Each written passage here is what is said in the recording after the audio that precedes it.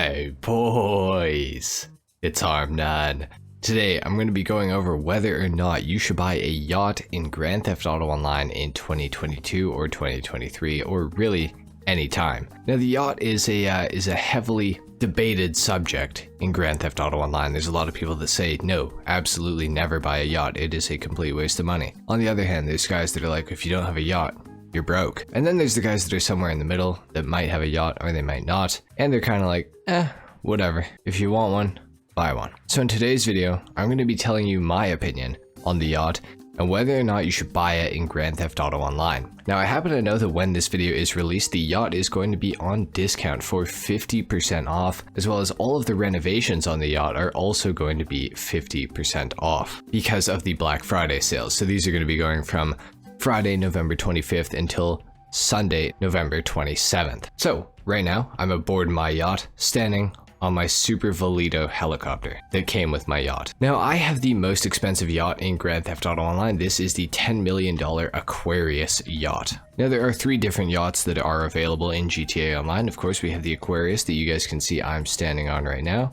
We also have the Orion, and of course we have the Pisces. Now each one of these yachts comes with a very different price, the Orion being the cheapest, the Pisces being the second cheapest, and then of course the Aquarius being the most expensive. Now the Aquarius is probably the best yacht. However, if you're a budget guy, the Pisces has pretty much all the same features. It's just a different helicopter on board the yacht and slightly different vehicles in tow. So really the only difference is the helicopter. Other than that, there's a few cosmetic changes that might benefit you or they might not. But really the Pisces is almost as good as the Aquarius. It's just not quite as cool, I guess, because it doesn't cost quite as much. Now with each of the yachts, you can fit them with different colored railings and such, or you can go for gold fittings or chrome fittings if you choose. You can also change the lighting, whether you want it to be various different shades. And you can also add strips to the side of your yacht as well to make it even brighter. In addition to this, you can also choose the color of your yacht. There are several different ones to choose from, ranging from pretty cheap to extremely expensive. Now all of the yachts do look really cool, and they are definitely very tempting. However, what features do you actually get with the yacht? Well, let's start down at the water with some of the other aquatic vehicles that are located within your yacht. So we get the rib boat right here. In addition to this, with the Aquarius, we get 4 separate jet skis, and then of course we get the speedboat. This is of course the Lampadaddy Toro, which is a several $1 million boat in GTA in itself, so it's kind of a bargain that you get it for the low cost of buying a yacht. Now all of these vehicles can be purchased separately from the yacht. You can get any of these vehicles on Doxy's and just call them in via Pegasus, but of course you don't get to have them sitting at the back of your yacht anytime that you want them. You do also get to name your yacht and select the country that you want it to be from. However, the countries are, well, semi-limited, I would say. Now on your yacht, you get a lower deck, and then of course you have the upper deck, which is where you can choose where you want your boat to be. We're gonna head inside my lower deck, and I'm gonna show you guys all the features of the inside of the boat. Now unfortunately, the interior of the yacht is not customizable whatsoever. You get what you get with this thing, so that is rather unfortunate. Now you do get this pretty grand staircase here. This leads up to the bar section of your yacht. There are 2 entrances here, and as you come through, you do get access to your own personal bar on your yacht. You get a pretty good view from in here, and of course you can get a drink, and it doesn't cost you anything because you're, well, aboard your own yacht, so it really shouldn't probably cost you much. In addition to this, we also get access to several different areas where you can sleep on the yacht, and in addition to that, there are several different types of weapons that you can get ammo for in these various rooms. So for example, in this room you get homing launcher ammo simply by walking up to it, and you will take that into your inventory. You also get proximity mines in this room as well, and these will keep spawning here. They are free forever, so you know, if you have a yacht, make sure to come here to get your ammo, although it's kind of a pain and really not worth it. But anyways, as you move around in your yacht, as you guys can see, there's an assault rifle at the end of the hallway, so you can pick up some assault rifle ammo. In the final bedroom here, you also get access to another bathroom, and this is I guess the master bathroom of the ship. You got a mirror here that you can see yourself in. My character's walking mad weird.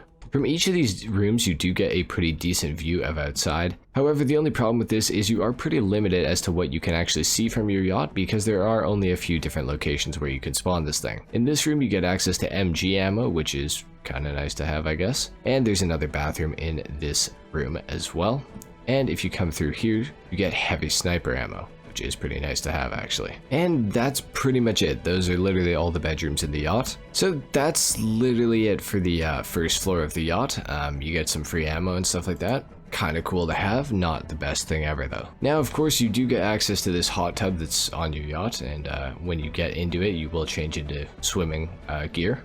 So that's kind of cool, but that's really the only function of it. And then once you get out, your clothes do come back on automatically, so that is kind of cool. You can also walk all the way around to the front of your yacht on the second deck. So that is kind of cool. You do get a second helipad on the front of your boat, which is kind of cool. However, it's not exactly the best thing ever. In addition to this, you do get access to leaning on the rail of your yacht, which is a crazy cool feature.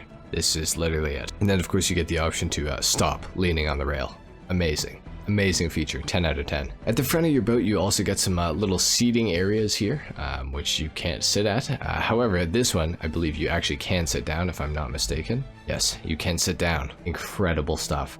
You can also sit down in your hot tub as well. I should probably mention that. It is a big feature of the yacht. Now, I thought for years that this was actually a TV there. However, it's not functional, so I'm not sure if it actually is a TV or not. Maybe it is, maybe it's not. I'm honestly really not sure. Now, there is no helicopter that spawns on this front helipad. However, of course, you can land one there, so you can feel free to do that if you guys choose to. If you choose to buy a yacht, of course. And now, of course, we're on the roof of my yacht, which is where the helicopter actually spawns. Now, depending on which yacht you get, you'll get a different helicopter. With the Aquarius, you get the Super Velito, and with the Pisces, you get the Swift. So depending on which helicopter you like more, you might want to choose that. In addition to this, your helicopter is also color matched with your yacht, so that is actually kind of cool.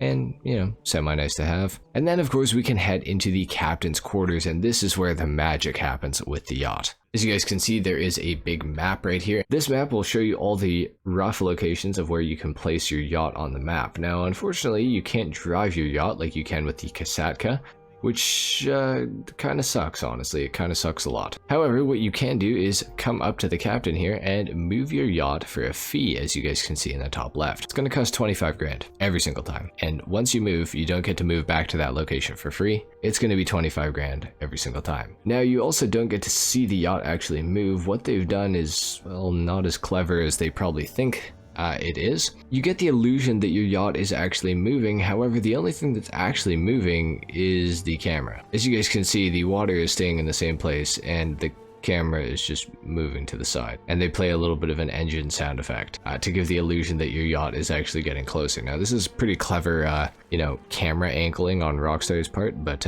they haven't fooled me. I know what's going on. So yeah, you can move your yacht around for 25 G's at a time.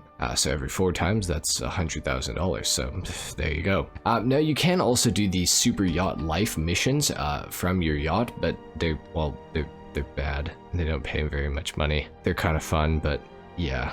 Now, there is another thing that you can do with the yacht that I should mention, and that is piracy prevention. It is a mission that you can launch through the CEO or VIP job menu.